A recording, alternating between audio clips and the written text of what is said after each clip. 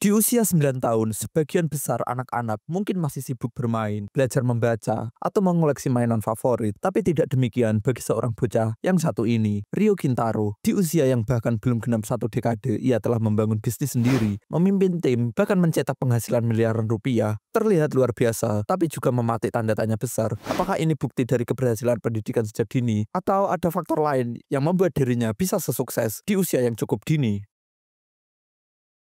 Rio adalah seorang anak yang belakangan ini menjadi buah bibir di jagat sosmed Indonesia. Viral bukan karena sensasi, tapi karena prestasi yang tak biasa. Di usianya yang baru menginjak 9 tahun, ia sudah memiliki bisnis jamu modern yang meraup omset hingga 1 miliar per tahun. Serta memiliki kanal YouTube pribadi yang sukses dengan jutaan penonton. Ryu bukan anak sembarangan. Ia merupakan putra dari Christopher Sebastian, pendiri sekaligus CEO Mako Group, sebuah perusahaan yang bergerak di bidang media dan teknologi. Bisa dikatakan Ryu lahir dari lingkungan keluarga yang punya kapasitas finansial dan jaringan bisnis yang mapan. Namun terlepas dari itu, semua yang menarik perhatian publik adalah bagaimana Ryu tampil dengan gaya bicara yang dewasa, memberikan motivasi dan wejangan layaknya seorang pebisnis veteran.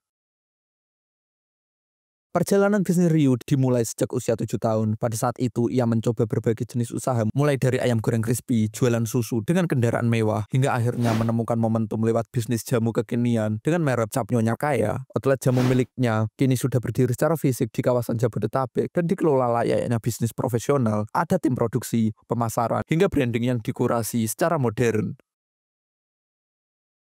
Salah satu aspek yang membuat Ryu viral adalah kemampuannya menyampaikan wejangan bisnis dan motivasi yang matang. Dalam beberapa video, Ryu melontarkan kalimat seperti, menjadi perintis itu menyenangkan karena kita yang menentukan arah dan jalannya. Ucapan ini tidak hanya menimbulkan kekaguman, tapi juga perdebatan. Di satu sisi, banyak yang mengapresiasi Ryu sebagai sosok inspiratif, tapi di sisi lain tidak sedikit yang mempertanyakan apakah ini benar-benar suara anak-anak ataukah representasi dari narasi orang dewasa yang dikemas ulang.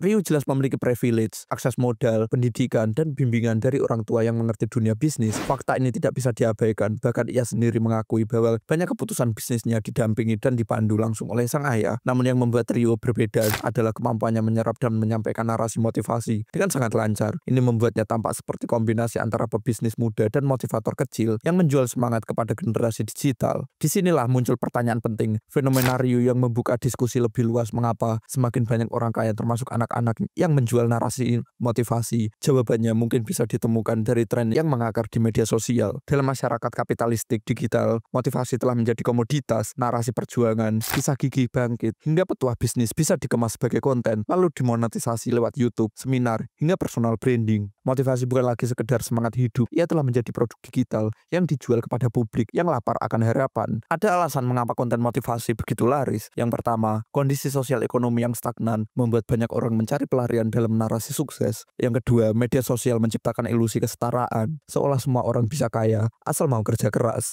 Yang ketiga, algoritma mendorong konten yang penuh harapan, karena lebih mudah disukai dan dibagikan. Dalam konteks ini munculnya figur seperti Ryu bisa jadi adalah respon alamiah dari pasar konten digital, gabungan antara inspirasi, keajaiban, dan potensi viral. Namun, ada pula resiko besar ketika motivasi yang dijual terlalu jauh dari kenyataan mayoritas orang, maka motivasi berubah menjadi fantasi, dan disinilah muncul jurang antara harapan dan kenyataan. Kisah Ryu memang luar biasa, tapi ia juga cermin zaman. Di satu sisi ia membuktikan bahwa pendidikan dan pembiasaan sejak dini bisa mencetak anak-anak yang berani, inovatif, dan visioner. Tapi di sisi lain kita perlu jujur bahwa tak semua anak punya akses, modal, atau lingkungan seperti Ryu. Lebih penting lagi, kita perlu kritis apakah motivasi yang dijual kepada publik benar-benar membebaskan ataukah hanya menjadi bentuk baru dari kapitalis harapan. Pertanyaan ini perlu kita simpan dalam benak saat menonton konten semacam itu. Apakah kita benar-benar belajar atau hanya sedang membeli mimpi orang lain? Dan bagaimana pendapat kalian? Tulis di kolom komentar. Jangan lupa untuk like dan subscribe, dan sampai jumpa.